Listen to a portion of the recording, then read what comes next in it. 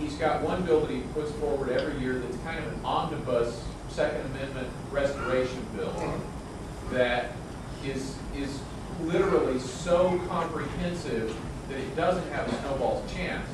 Where if that were broken up into 6 or 8 or even 12 pieces, one of those pieces might be able to work its way through or be attached to something. I guess I'm a little frustrated with, you know, and there's almost never, there's 1 or 2 co-sponsors on that. It's not, I don't see a lot of effectiveness for us. He waves the flag, but I don't see it moving forward. Yeah, I think it's a fair question. I would say a few different things, I guess, to sort of respond to it. One is that, you know, he does feel it's important to sort of lay down philosophical markers. There's no question that has been an important part of his approach on gun issues and on several other issues as well, because so much of what we do in Washington is, you know, I hate to say it this way, but I think it's the only way I can really sort of tell you, my perspective on what I think is true. So much of what we do in Washington is the Democrats do their thing to try to appeal to their people, the Republicans do their thing to try to appeal to people, and and they battle over a very small inch of ground to try to suggest, well, we're pro-gun because we don't support trigger lock legislation, or we don't support expanding the national database or something of that nature. And so the debate tends to be held in this very small sort of policy corner, and quite frankly, from my perspective, the Democrats are largely trying to say to their base members, come out and vote for us because we will expand the national gun registry. And the Republicans are trying to say, come out and vote for us because we won't let those evil Democrats expand the national gun registry. When the real issue to Congressman Paul and myself, and I presume most of the people in this room, is not whether or not the national gun registry is expanded, although we don't want it expanded. What we really want is our freedom back. And if nobody's sort of up there saying, this is what we really want our freedom back, we really want our Constitution protected. If nobody says that, then the, sort of the playing field is narrowed, and we get ginned up over things that may make us seem more effective, but don't really get to the heart of the issue.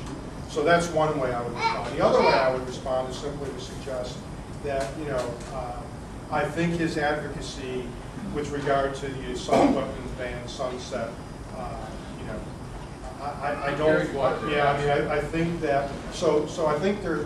I understand sort of the notion that you can either be sort of very principled or very effective, and I think he's struck a balance of trying to do both. I think he's both been willing to lay down the marker and say, yeah, that's a right step in the right direction, but we ought to really be talking about the real issue of restoring Second Amendment rights to people. And at the same time, on issues like the assault weapons ban sunset, I think, I don't think it's an overstatement. And the media has said it. I don't know that the White House ever said it, but I think it's true to say that there's a better than likely chance that the assault weapons ban would not have sunset if he didn't throw himself into that. I have 2 questions. George Allen kind of taught us that anybody can submit a bill. Doesn't mean anything. Very little can go into somebody else's draft before you throw it in. Right. Except in mine. Right. So I have 2 questions here. One is, what's the congressman going to do to get the Park Review passed? And what can we do to help that happen? Yeah, I think what he's going to do is to continue to advocate among other members, and I think what you can do, as I suggested earlier, is contact your own member. If he's virtual boot, he's already on the bill. If he's not virtual boot, then or she's not virtual boot, then to try to at least ask them if they will get on the bill is what I would suggest the folks in this room can probably most likely do. I'll be honest with you. I don't know, I suspect that in a Democratic-controlled House and a Democratic-controlled Senate, it's not likely that the bill is going to pass this year or probably this Congress. And I don't say that as an advertisement to, there are Republicans who don't believe in gun rights any more than Democrats do. But, it's like anything else. It's a long-term project. You have to educate people, you have to activate people, and you have to hope and believe, if you don't hope and believe that over a period of years you can move policy, then, probably not in this business. My suggestion is that we can also, in the context we have, notify our sister organizations, if you will, throughout the country, and get them to do the same. We have quite a network we established when we put in that petition for rulemaking to the cards. That's another thing that's still sort of sitting out there, floating around, that really needs some leadership from Congress to possibly get something going. The Department of the Interior has been sort of playing a game of trying to ignore it as best they can. And that's what happens when you have bureaucrats versus elected officials. Well, I guess it touches both on this and on the sort of the effectiveness question. Look at the airline pilot care. I mean, we passed legislation. Congressman Paul was the first person to introduce it. It was passed. It was incorporated in a larger bill, but it was passed. And look at what the agencies do. Anything they could possibly do to originally delay it and then ignore it and then sort of say, okay, it's there, but we're going to write the regulations in such an onerous way that nobody will ever be able to participate in it.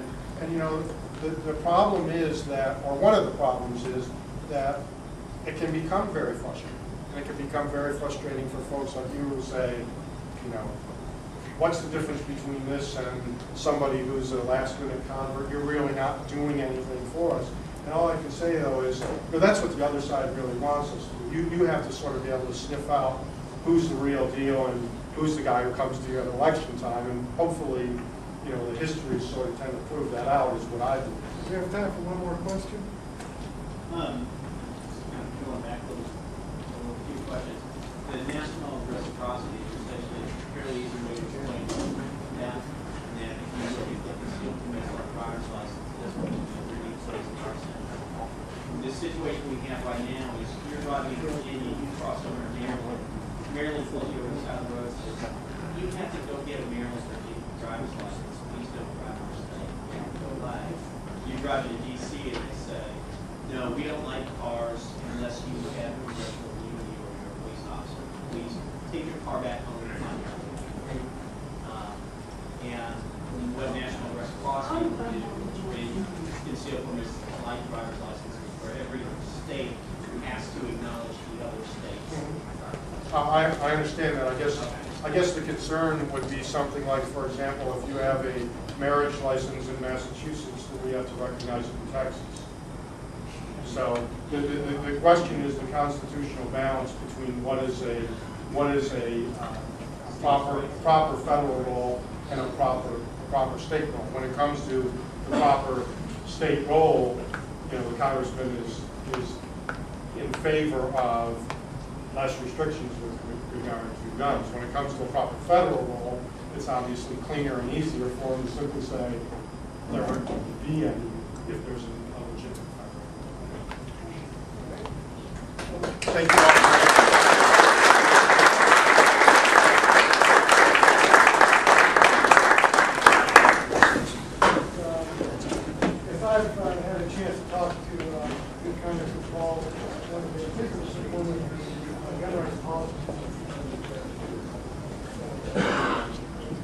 Maybe I'll have a chance to come out here. Philip, can you speak up a little louder? Oh, okay. Yes, I was just saying that I had a chance to meet Congressman Paul. I got to project. To be smart, I sound like a fraud. It was a good opportunity to actually have a chance to talk to him and find out what his position is. So hopefully, maybe we can get him, actually get Congressman Paul out here at some point to address this directly. That would be good. And I will certainly let you know when or if we can do that. Next, geez, I don't have to do anything today. Whatever they'll speak.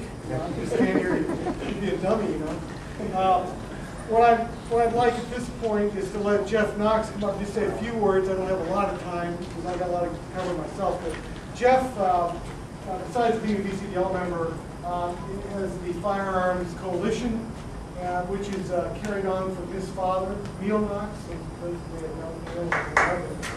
And we have Jeff at the nursing right up about the Parker situation. Monday was a busy day. The Fenty announced that DC is going to go forward with an appeal. I've been working with activists in DC, in the radical activist community in DC on the peaceniks and whatnot to push Fenty